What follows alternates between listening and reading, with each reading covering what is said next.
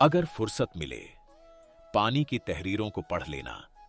हर एक दरिया हजारों साल का अफसाना लिखता है।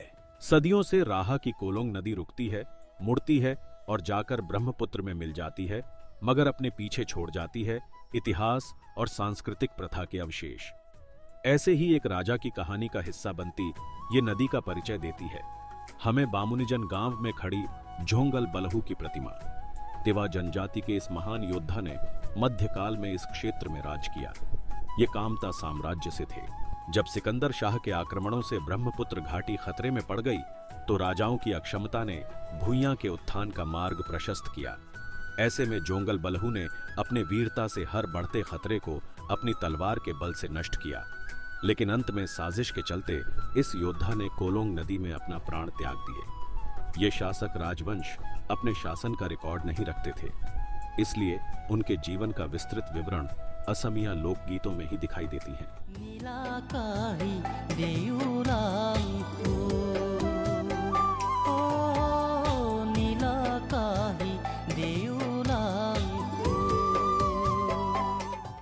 শৌৰ্যবীৰ্য স্বাভিমান তিৱাসকলৰ প্ৰবাদ পুৰুষ জোঙাল বলহু এক পুৰাণ প্ৰসিদ্ধ দিনৰ পৰাই জোঙাল বলহু আমি নামটো শুনি আহিছিলোঁ। বৰ্তমান জোঙাল বলহুক আমি বিভিন্ন ৰকমে কিংবদন্তি বুলি কৈছিলোঁ, কিন্তু কিংবদন্তি নহয়, তেখেত আচলতে বাস্তৱত প্ৰবাদ পুৰুষ হয়। তিৱাসকলৰ ৰজা হয়। তেখেত চৌহৰী চৌহৰী নগৰীৰ তেখেত ৰাজ্য হয়। আমি য'ত থিয় হৈ আছোঁ ইয়াত তেখেতে ৰাজধানী সুৰক্ষিত কৰিবৰ কাৰণে তেখেতে গড় বান্ধিছিলে আৰু খাৱবি বান্ধিছিলে, যাতে শত্ৰুপক্ষই যাতে কোনো কাৰণে আক্ৰমণ কৰিব নোৱাৰে। তেখেতে কলঙৰ পাৰত তেখেত ৰাজধানী আছিলে, সেইটো পাৰে জোঙাল বলহু ৰাজ্য আক্ৰমণ কৰিছিল। জোঙাল বলহুক হতাহত কৰি জোঙাল বলহু পলাইছিলে। জোঙাল বলহু পলাওঁতে তেখেতে পূবলৈ পলাইছিলে আৰু ইয়াৰ লগত ৰহা নামকৰণটোৰ ইয়াৰ লগতে জড়িত হৈ আছে। তেখেত তাত গৈ পেলাই বহি পেলাই ৰৈ পেলাই নিজৰ ৰাজ্যখন চাইছিলে, ঘূৰি পেলাই চাইছিলে। পিতৃ ৰাজ্য মাতৃৰ ৰাজ্য ফালে ঘূৰি পেলাই বহি পেলাই চাইছিলে। কিন্তু শত্ৰুপক্ষই খেদি নি তেখেতক সেই ৰহাৰ পৰা আকৌ কপিলি হতুৱাই পেলাই তেখেতে পশ্চিমলৈ ব্ৰহ্মপুত্ৰলৈ লৈ গুচি গ'লগে।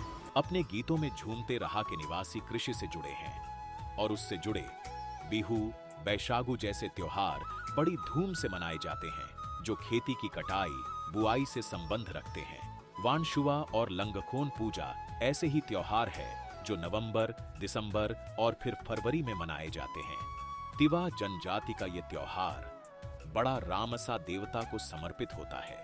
पूजा की रस्म बिजली नामक पतले जंगली बांस के इकट्ठा करने से होती है, जो गांव के पुजारी और पुरुष जंगल में जाकर देव देवताओं की सहमति से काटते हैं। इसको गांव में लाकर उनकी पूजा कर ये लोग बहुत से अनुष्ठान करते हैं ताकि कोई भी महामारी, अकाल या बीमारी से समुदाय को देवता सुरक्षित रखे। त्योहार का रंग और गहरा हो जाता है जब समुदाय के स्त्री पुरुष मिलकर नृत्य करते हैं। नृत्यों का विषय मनुष्य का प्रकृति के साथ संबंध और उस पर निर्भरता है। नर्तक रंग बिरंगे पारंपरिक परिधान पहनते हैं और सजी धजी बांस की छड़ियां लेकर चलते हैं और साथ चलती है गायन, ढोल और बांसुरी की मधुर तान। ऐसे ही खास मौके पर साधारणता चावल और माछ खाने वाले रहा निवासी नाना प्रकार के व्यंजनों से माहौल में जायका घोल देते हैं, जैसे सूखी मछली का व्यंजन जिसे झुकुटी कहा जाता है, या खाजी जो हमेशा पोर्क बेली या पोर्क के साथ झूठ के पत्ते से बना होता है। यह पारंपरिक रूप से काली दाल के साथ तैयार किया जाता है। ऐसे अवसरों पर चावल से एक विशेष पेय तैयार किया जाता है। ये कच्चे चावल और बखार से तैयार होता है। बखार विभिन्न पेड़ों की पत्तियों से बनाया जाता है और चावल के अनुपात में मिलाकर 4 या 5 दिनों के लिए छोड़ दिया जाता है। वहीं से कवक पैदा होते हैं। इस रस को पानी मिलाकर पिया जाता है। इस पेय को जू कहते हैं।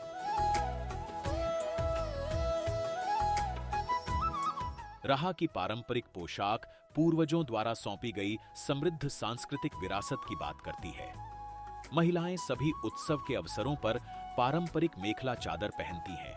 ये पारंपरिक कपड़े महिलाएं स्वयं बुनती हैं। करघे बुनकरों के घरों में या गांव के भीतर स्थापित किए जाते हैं। करघे 20 से 100 साल पुराने हैं और स्थानीय रूप से प्राप्त लकड़ी और बांस से बनाए जाते हैं।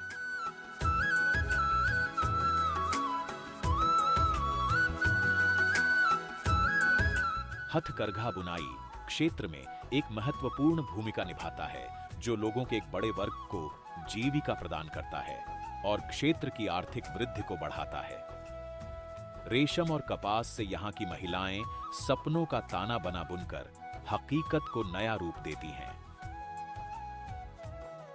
राहा आभूषण हस्त निर्मित होते हैं और प्रकृति, संगीत, वाद्य यंत्र और रोजमर्रा की घरेलू वस्तुओं से प्रेरित होते हैं, जैसे बीरी मोनी अर्धचंद्र आकार का पेंडेंट है या लोका पारो, पीठ से पीठ सटाकर बैठे दो कबूतर या ढोल बीरी ढोल के आकार में डिजाइन किया गया है।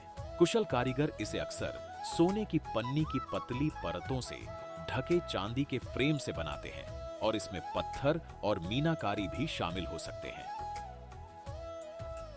असम के हर गांव की तरह राहा के गांवों का भी एक अपना नामघर है। 15वीं-16वीं सदी में संतीश शंकरदेव ने एक नव वैष्णव पंथ की खोज की, जिसमें एक ही देवता भगवान कृष्ण के प्रति समर्पण और पूजा में समानता और सादगी के मूल्यों को बढ़ावा दिया गया। यहाँ का नामघर भी संत शंकरदेव के एक शरण धर्म को अपनाता है। राहा को असम के पहले मुख्यमंत्री की जन्मभूमि होने का गौरव भी प्राप्त है।